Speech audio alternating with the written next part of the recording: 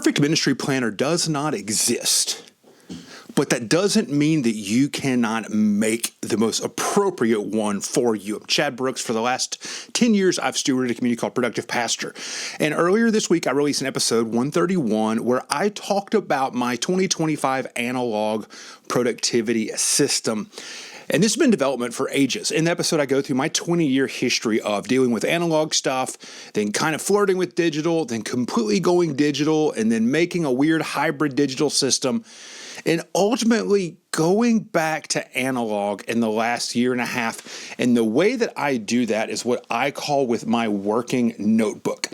Now, this combines so many different templates that I have released over the last several years.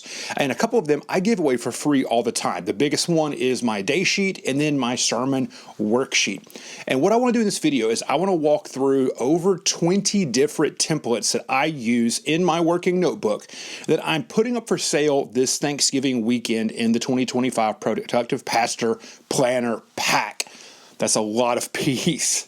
But this is going to be a limited time sale, and it's not going to be very expensive at all. But it's the tools that you can use to create your own working notebook, your own analog system that is completely adaptable, that you can iterate over and over as you're perfecting your system. And I don't expect you to use all of my templates. What I want to do is just give you all of my templates to be a running start at this, but then also teach you how you can create templates that will match your ministry context, because your ministry context is different than my ministry context. And so what we're going to do is we're going to go over to the overhead camera, and I'm going to walk you through the templates that I have right now in my working notebook, and then all of the other ones that I have available that will make it into my working notebook depending on what my ministry month might look like. So let's go to the overhead camera and let's talk about what this can do for you. So here it is. This is my working notebook that I am using right now. You can see I've got my dates of the different times I have used it on side of here. And I remake this thing every time I get done with the work cycle. Sometimes it's a month. Sometimes I make 6 weeks, one time I made 3 months, but it was a little bit too big.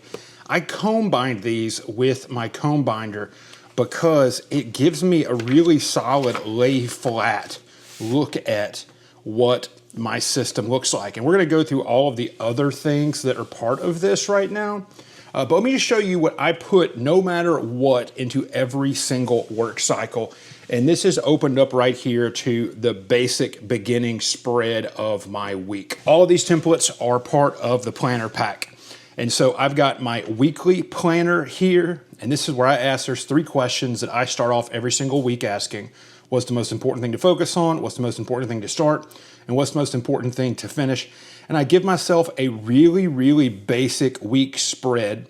And what I'll do is I'll add in the meetings that I know I have, the things that I know are already scheduled, just so as I begin sorting out what these things are and when I'm going to do these things, I know the holes that I have for deep work sessions and big work sessions. The next part of this is what I call the weekly dumping ground.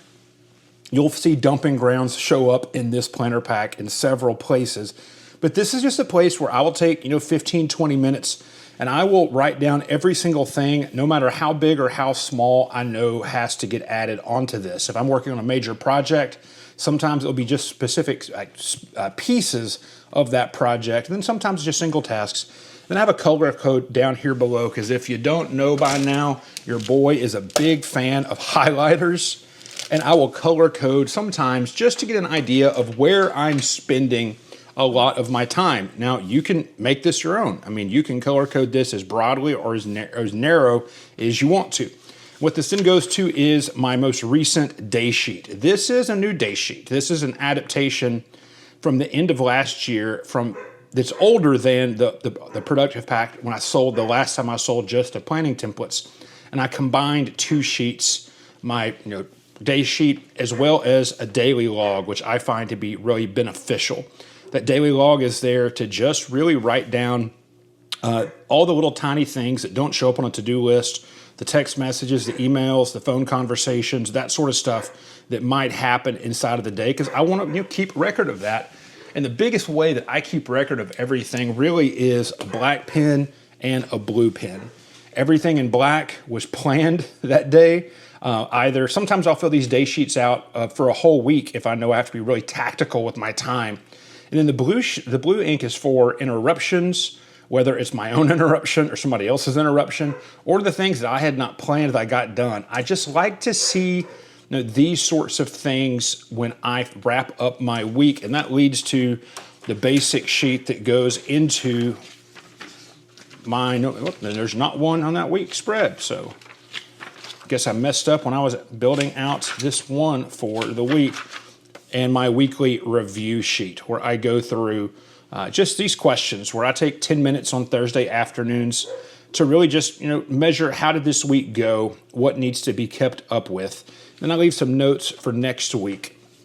And what I like about this is I can also, I'm showing you all blank stuff because everybody's work sometimes gets kind of private, but you can see a good example of, I'll use Post-it notes sometimes to understand project tracking because I can pull it and move it to the next day. And then I've got a bunch right there for another one.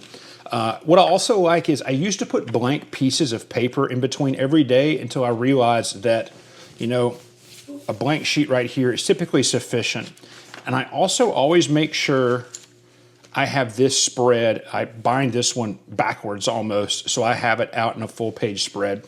And then, one of the big changes made in 2025, and I'm not preaching weekly because I work as a denominational official, but I still do preach, pretty often, is this is where I put sermon sheets, and I put all of the sermon sheets inside of the notebook as well. So here you have a sermon I'm working on. You can see Post-it notes that I'm just leaving there. Sometimes this is just for extra room.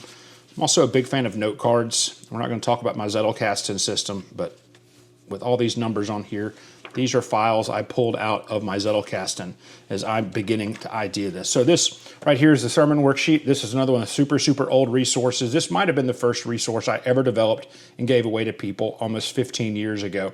This is included in the sermon pack.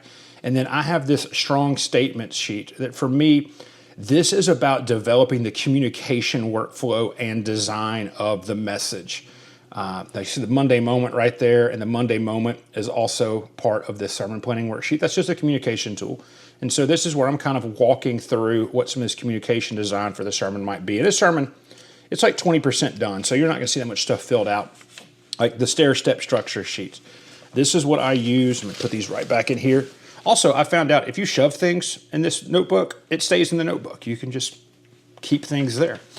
This is another communication design. I use this to understand and to work through transitions. And you see there are several of these in this worksheet because I like to work every transition through here. This is a new sheet that came out last year as part of the planning pack. For sermons, this is the knowing and growing. This is another great example of the iteration of this type of tool because I want to focus not just on people learning things in the sermon, but what helps them focus on growing. And you'll see some of this almost matches up with these 3 questions I have on the big picture sermon planning worksheet. How does this message speak directly to my community and change lives? What is at stake? And my intended response. I am focusing on response. And so got to know and growing. Okay, this next one, teaching focuses. This is brand new. I've never given this out. I've been using this for 2 or 3 months. This is a new sheet I'm currently iterating on. But it's understanding that, there are big, huge ideas that we know we have to get into the sermon no matter what. Sometimes there's secondary ideas. And I have a note right here, only spend time if it is available. Then I have more space for notes down there, what this looks like. And then I just pop in a couple of blank sheets for me to do my other writing, that sort of a stuff. And you'll see that I have this a little bit filled out. What I also love about this is, you can see more stuff shoved inside of here.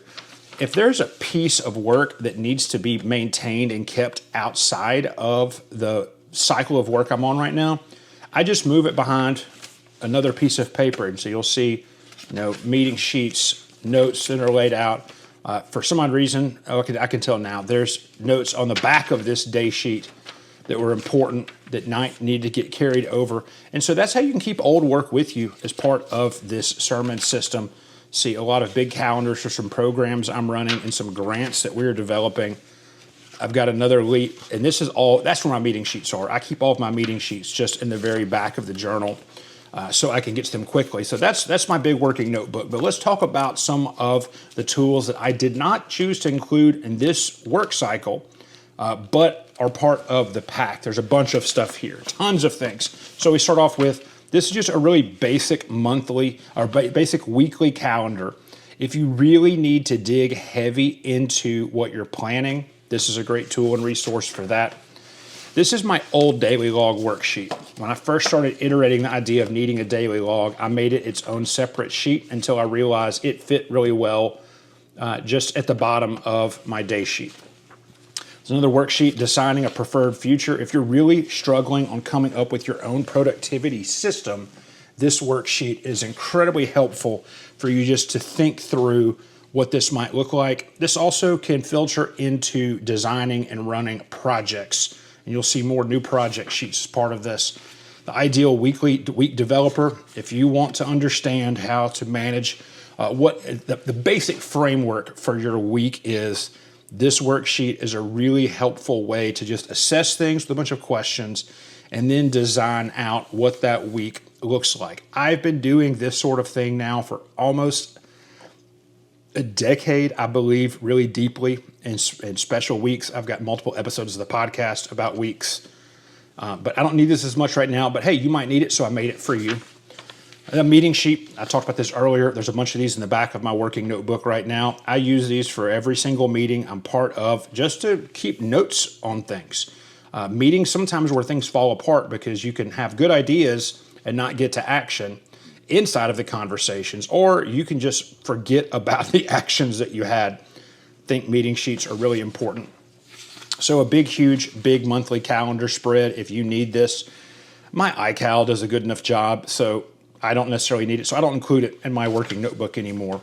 Here's a monthly planning worksheet that can be really, really helpful. If I was still in the local church full time, this would be used every single month. I still use it sometimes on months where I know I'm going to be struggling to not be scattered and to stay focused. And you even see inside of major goals a planning stage, a designing stage, and an implementing stage. That's an important thing to recognize. So here's a worksheet for a one-on-one meeting with a staff member or a volunteer. These sorts of things are super helpful when you share them with the people that you're meeting with, and they can kind of think about it beforehand, but also just for you to keep track and understand of what that looks like. I developed this worksheet after reading so many different articles and resources on healthy one-on-one meetings as a leader. So that's where this came from. Got a quarterly planning worksheet. And part of the module of the pack I'm selling is also the quarter module from my course, Becoming Productive. That's where you see this grid come into play to give you more information for that.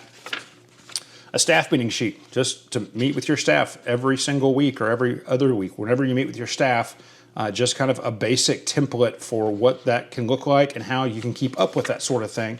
And then I have a staff meeting follow-up sheet. This is for me, this is internal, to just keep track and to manage staffs and to manage the stewardship of your staff even better. This is the old day sheet, and this will be included in the pack as well. This is the one that, if you remember, when I shared back in the day, before I incorporated my daily log into it, I would have one of these for each single day. Then a yearly goals sheet. I will fill this out at the end of the year and keep track of this stuff. This is an important thing. But then also is my whole quarterly philosophy of ministry. That quarters are about specific seasons, not just 3 months of the year, but you see a big breakdown of what that might look like, because all of this stuff is about filtering as well. Okay, now we're getting into more sermon sheets. So some people preach from a 3-part outline, and then I preach a lot of times from a 4-part outline. And so there are worksheets for that. This will be included in my sermon package. 9 times out of 10, I'm just drawing this on a piece of paper and I walk through it on my own. I do not have one of these in my current working notebook because I ran out of ink and I need to take a couple more of these for the sermon I'm working on. This is the basic word study sheet. The good thing is I'm not going to freak out about it because I can fold this in half and shove it inside of that current sermon and it will stay in there, and I'll work through these with the messages I'm preaching. Then a couple of new project sheets that these are like 2 months in for me on iteration, but they're solid enough for me to include as part of this process. And this is number one, a project dumping ground, just for you to think about the project, think about the due date, and then just start dropping all of the things that you think are going to happen for this worksheet. Then here's its partner, priority level 1s, 2s, 3s, and 4s. For you to start organizing when these different things on this dumping ground have to fall into this project priority worksheet. This is why it's so easy for me to commit to being 100% analog, because this system has worked better than anything else has for me in 20 years. It's the result of spending just a massive amount of time. So that's my working notebook. So hopefully that was helpful. And honestly, it was a lot better of a walkthrough than you have gotten in the initial video I was going to do. You get a preview of every single sheet that's part of this plan.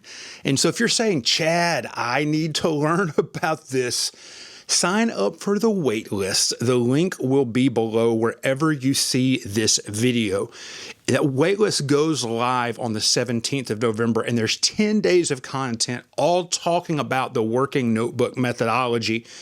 And then the pack releases on Thanksgiving Day. It's only available until the end of Sunday, but you're going to have access to all of these tools. And there's also going to be a lot of other cool stuff and video content that's part of it. That module from my course, Becoming Productive, is going to be in there.